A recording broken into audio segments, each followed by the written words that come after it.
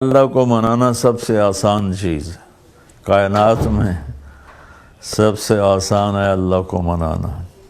ماں بہت بڑا رشتہ ہوتا ہے، اسے منانے پر بھی زور لگتا ہے، لیکن میرے رب کی قسم میں کیا بتاؤں آپ کو۔ میرا رب کہتا ہے میرا بندہ، میری بندی، تو اتنے گناہ کر،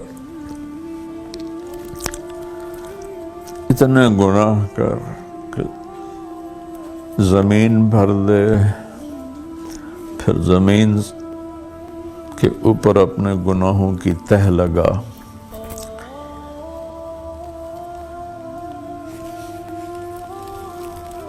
پھر اس کو اٹھاتے اٹھاتے اٹھاتے آسمان کی چھت سے لگاتے۔ مجھے بتاؤ کون اتنے گناہ کر سکتا ہے؟ میرے رب کی قسم، پوری دنیا کے انسان جو مر گئے، جو زندہ، جو آئیں گے، پوری کائنات کے جنات جو مر گئے، جو زندہ، جو آئیں گے، یہ سارے مل جائیں اور قیامت تک گناہ کرتے رہے تو اتنے نہیں کر سکتے کہ آسمان تک چلے جائیں۔ اور میرا اللہ کہتا ہے طارق جمیل غریدہ، یہ لے زندگی، یہ لے طاقت، اور اتنے گناہ کر کے آسمان کی چھت کو لگ، پھر صرف ایک دفعہ مجھے کہنا یا اللہ معاف کر دے تو میں سارے معاف کر دوں گا، ولا ابالی، اور مجھے کوئی پرواہ نہیں ہوگی۔ بڑی کریم ذات سے ہمارا واسطہ ہے۔ میں اپنی تمام ساری قوم سے کہتا ہوں، دو بول بول دیں یا اللہ میری توبہ، سب معاف کر دے گا، پھر پلٹ کے پیچھے نہ جائیں اور اپنی توبہ پہ پکے ہو جائیں، چاہے حقوق اللہ ہیں چاہے حقوق العباد ہیں، اس کی تلافی کی پھر کوشش کریں، پھر ٹوٹ جائے پھر توبہ کر لیں۔ میرے نبی کا فرمان ہے دن میں 70 دفعہ توبہ ٹوٹے، 70 دفعہ توبہ کر لو تو اللہ تعالیٰ خوش رہتا ہے۔ تو اللہ سے معاملہ بڑا زبردست ہے، جتنی دفعہ ہم توبہ کریں گے اتنی دفعہ معاف کرے گا۔ وہ مجھ سے کہنے لگے آپ یہ بات کرتے ہیں کہ جتنی دفعہ توبہ کرو اللہ معاف کرتا ہے، تو آپ کا نوکر 2-3 دفعہ کرے غلطی، آپ اس کو رکھیں گے، آپ نکال نہیں دیں گے؟ میں نے کہا آپ نے اللہ اور طارق جمیل کو ایک بنا دیا، میرا تو بیٹا اگر بار بار کرے گا میرے ساتھ زیادتی تو میں تو اس کو بیٹے کو نکال دوں گا، نوکر تو بعد کی چیز ہے، وہ تو اللہ ہے، وہ اللہ جس کی نہ کوئی ابتدا ہے نہ انتہا ہے، اسی طرح اس کی رحمت کی نہ ابتدا ہے نہ انتہا ہے۔ ساری کائنات مل کر گناہوں سے کائنات بھر دے، ایک دفعہ کہہ دیں یا اللہ معاف ہو جاؤ، معاف کیا۔ تو میں ساری قوم سے اپیل کروں گا سب مل کر توبہ کریں، 2 نفل پڑھیں یا صرف زبان سے ہی کہہ دیں، لیکن پھر ایک شرط ہے پلٹ کے واپس نہ جائیں۔ اگر ہو جائے تو بھی کوئی مسئلہ نہیں، پھر دوبارہ توبہ کر لیں، پھر توبہ کر لیں، پھر توبہ کر لیں۔ ایک شخص تھا بنی اسرائیل میں، موسیٰ علیہ السلام کی قوم میں تھا، بہت گناہ گار تھا، بہت گندی زندگی تھی۔ جب وہ مرنے لگا تو اس نے اپنے بیٹوں سے کہا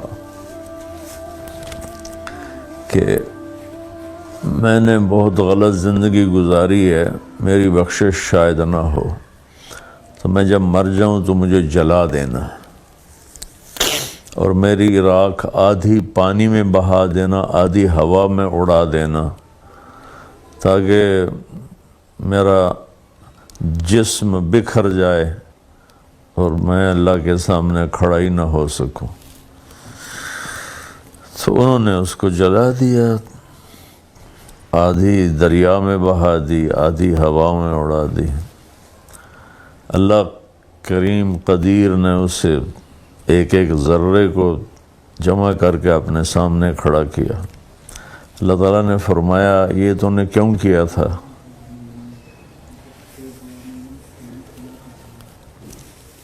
اس نے کہا یا اللہ میں ڈر گیا تھا. اللہ نے فرمایا میں مجھ سے ڈر گئے تھے؟ کہ جی ڈر گیا تھا. کہ اچھا جاؤ معاف کیا.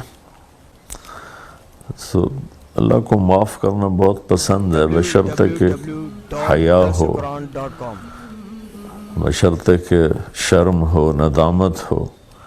لیکن اگر ایسا ہو کہ میرے نبی نے فرمایا اگر سچی ندامت کے ساتھ دن میں 70 دفعہ بھی توبہ ٹوٹے اور وہ کر لے تو اللہ تعالیٰ اسے معاف فرما دیتے.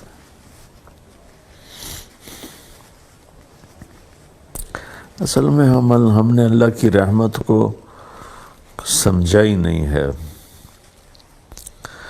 اس لیے مایوسی زیادہ ہے. اگر آپ نے دعا کی حقیقت سمجھنی ہو تو یہ مانگنے والوں کو دیکھیں کہ وہ چہرے پر کیسی مصنوعی مسکنت لاتے ہیں اور کس طرح فریادی بنتے ہیں کہ ہمیں پتہ بھی ہوتا ہے کہ یہ پیشہ ور ہیں، پھر بھی ہم 10 50 100 روپے ان کی ہتھیلی پہ رکھ دیتے ہیں. دعا الفاظ کا نام نہیں ہے، دعا کیفیت کا نام ہے.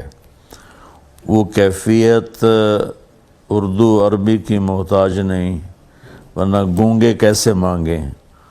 وہ کیفیت انگلش فرینچ کی محتاج نہیں. وہ اس کیفیت کے ساتھ جب اللہ کو پکارا جاتا ہے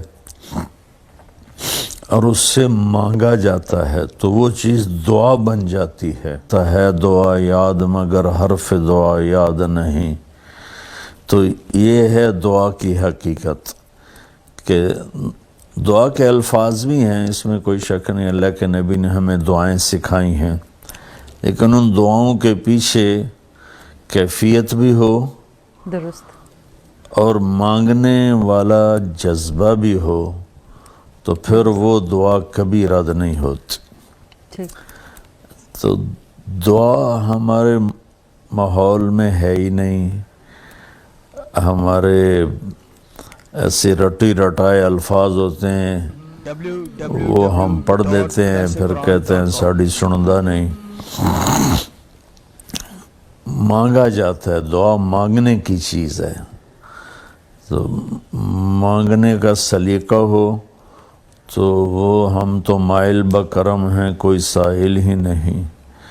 وہ تو کہتا میں تو دینے کے لیے تیار بیٹھا ہوں، پر کوئی مانگو تو صحیح.